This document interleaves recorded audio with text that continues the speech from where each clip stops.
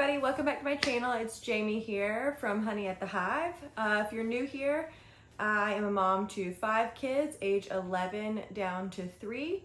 And today, as promised, we are getting into our 3rd grade curriculum picks for the 2024-2025 school year. This pick and my 6th graders pick were very difficult for me this year, and some things changed last minute.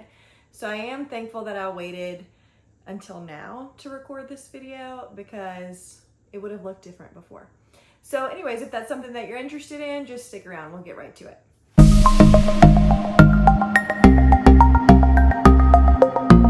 Okay, so in deciding my 4th graders, I keep wanting to call her a 3rd grader. She's not a 3rd grader anymore.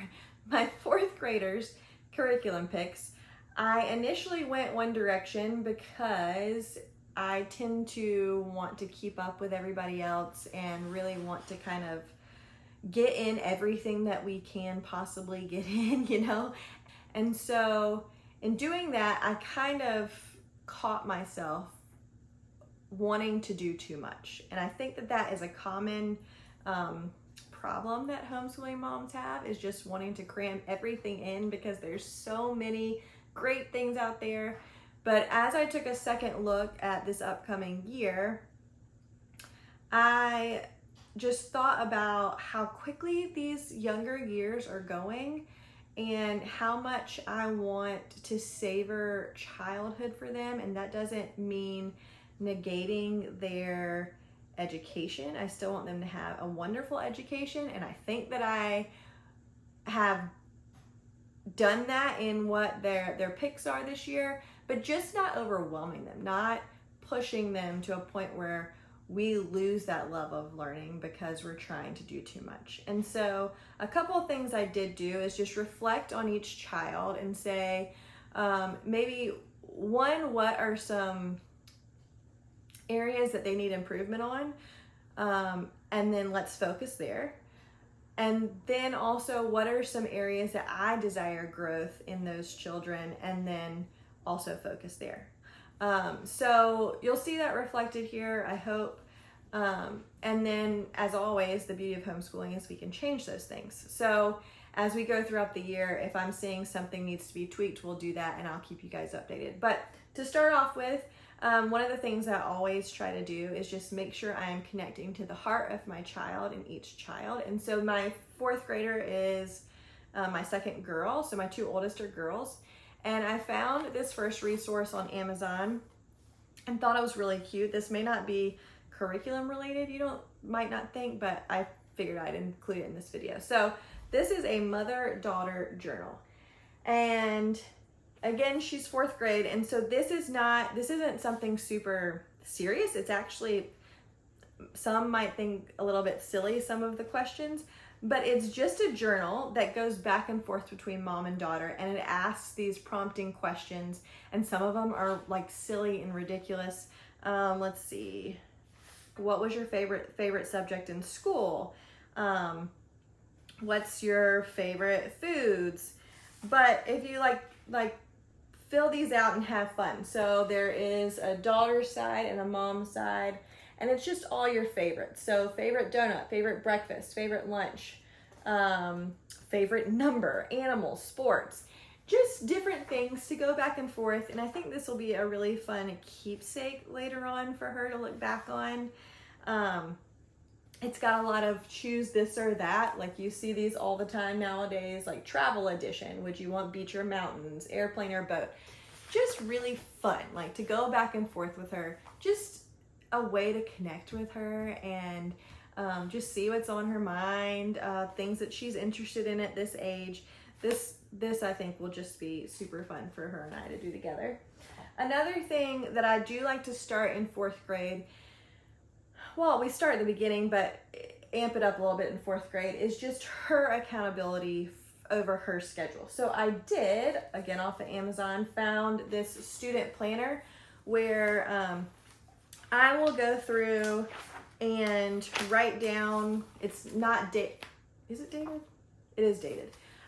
It is a dated planner, and so I'll go through and write down what subjects and then what's required for that day, and this will be specific to her. So she can go through this and then she can decide, okay, when do I want to do what subject? And just helping her to kind of, instead of coming to me the whole day, okay, what's next? She can go here and say, okay, this is what I want to finish first. This is what I want to finish next. And she can kind of have some independence over her own schedule. We did some Evan Moore books. So I have done Evan Moore spelling with my kids previously, and we've just really liked it. It's really simple. It's not colorful or anything pretty, but it gets spelling done and out of the way. If you want a closer look of this, you just let me know in the comments below. We also did Evan Moore geography practice. This is our first year that we're going to be doing this. And these are very simple as well. It will be super fast for her to get this done. In each week, they have like 2 questions to answer. So like this one section is Monday, 2 questions. Super easy. And then we are also adding Evan Moore's financial literacy. So my husband is a financial advisor, and he was curious about some different financial literacy programs that are out there, considering putting together one of his own.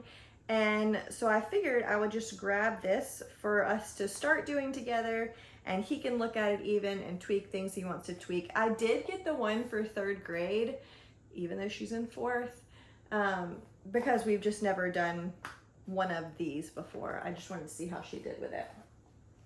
So I think that'll be a lot of fun. Moving on to reading. So again, I want to focus on her spiritual development, her knowledge of the Bible. So we are doing, if you saw in my 2nd graders picks, he is doing the same. We are doing God's Big Story from Generations. This is level 4. And if you don't know, Generations God's Big Story books are, I think, level 1 through 5 is what they go up to so far. They might add more, but it's basically like reading through the Bible on your reading level for each grade. And it's really neat, and they're shorter stories, and they're really pretty on the inside. Very pretty illustrations. And then they have a workbook to go with it. I don't always love Generations workbooks because they have some things sometimes like crossword puzzles or word searches. That for me just feels like busy work and sort of a waste of time. But this one seems really good. So we've got like a lot of vocabulary at this level, which I think will be really helpful for her. Some fill in the missing words, what did we learn section, some like short answer questions. So we're going to go through this. We will do the ones that we think are helpful and then not do the ones that we don't. I had originally also gotten BJU's reading program, the Reading 4, and we have that in case we want to use it. But both of my older girls really just enjoy reading in general. And so instead, I'm giving them a little bit more independence, and I will give them some options of books that they can read. And I found these, For the Love of Books, a reading journal for kids, also on Amazon, that I thought would be really fun in helping them keep track of whatever they're reading. So this has a little About Me section right here that they can fill out. Then it has a daily reading tracker so they can check every day that they have read.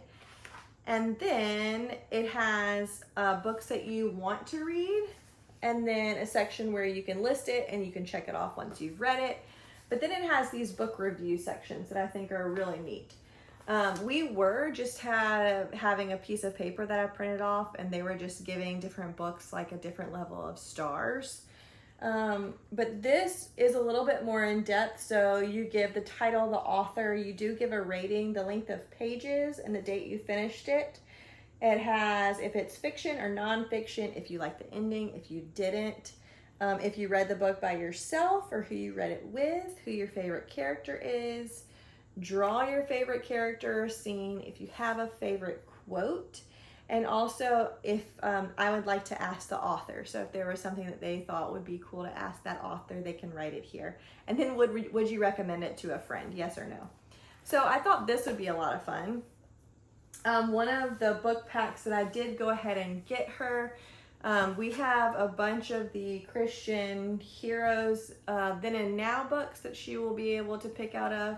I also just thought that this was a cute little book pack, this Grandma's Attic Treasury we also got for her to read. And we have a few more that I will let her choose from, and she can read whichever one she wants to read first. And I will probably allot her like a time frame, like 20 to 30 minutes every day, or maybe so many chapters depending on how long the chapters are in each book. But we'll do that, and then she'll rate the book, and that'll be a whole lot of fun. With math, we do the Good and Beautiful again for younger years. We do really like that. But starting in 3rd grade, we switch over to Saxon. So she did that last year. It worked great for her.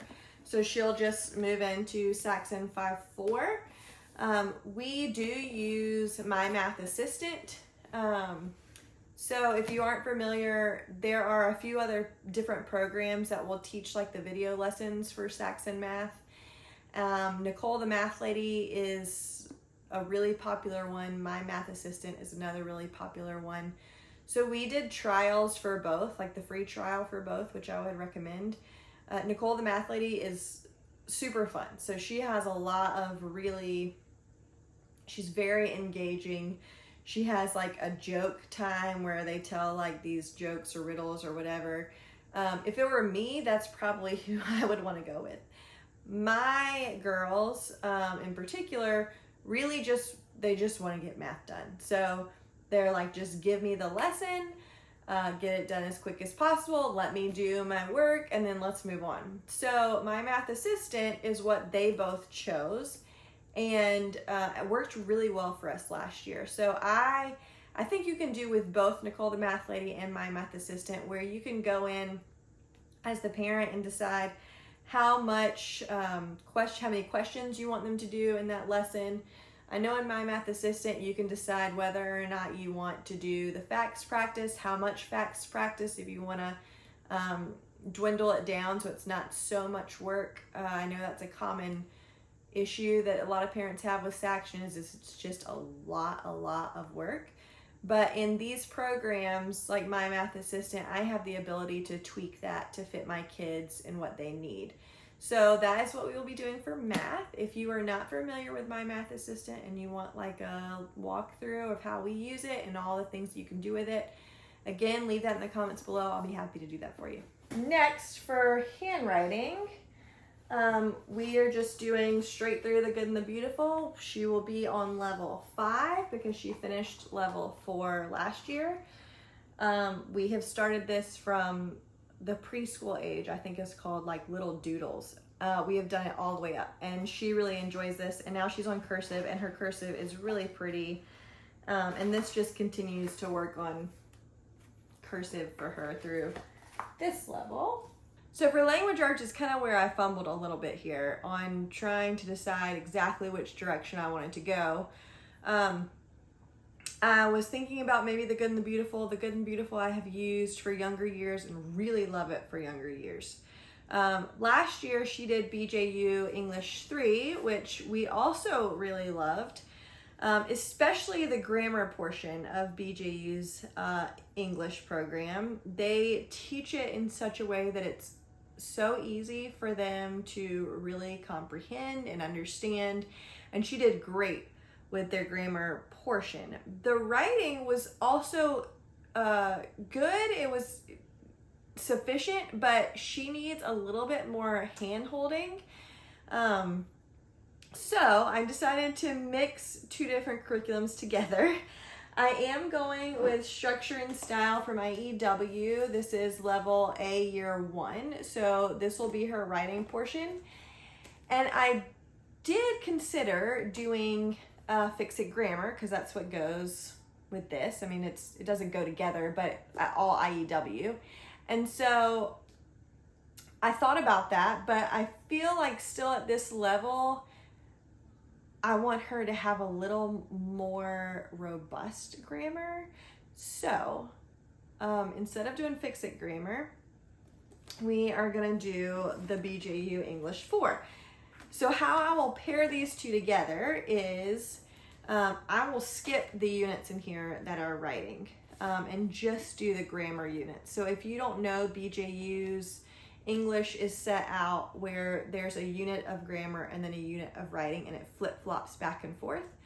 So I will just do the grammar out of the BJU English, and then I will do the writing out of the IEW structure and style. And I am not sure yet. I haven't actually planned out the year, so I'm not sure if I will do like a whole week of just writing with IEW and then the next week be grammar with BJU. Again, to give her a little bit more freedom, if there are days where she does writing and it's not as much, then she can choose to go ahead and do some grammar from like the future weeks that she wants to get done. But that's how we're gonna set it out for now, is she'll start with writing, maybe get a few weeks of IEW under her belt, and then go back and forth with writing for a week, grammar for a week from BJU, and see how that works for us, and then we'll tweak it as the year progresses. So that is all I have for my 4th graders curriculum picks. I hope this video was helpful for you. I will have my 6th graders coming out soon, and if there's anything here you want to see more of, as always, leave it in the comments below. I would also love to hear if there's any other moms, like what are the areas that you are focusing on for your kids this year? What are the things that are important that you are honing on this year for your kiddos in the 2024-2025 school year? That will maybe give me some thoughts for the future. As always, I would just really be encouraged if you'd give this video a thumbs up. If this is content you want to see, that you would subscribe to our channel, and that our channel continues to be a blessing to you and your family.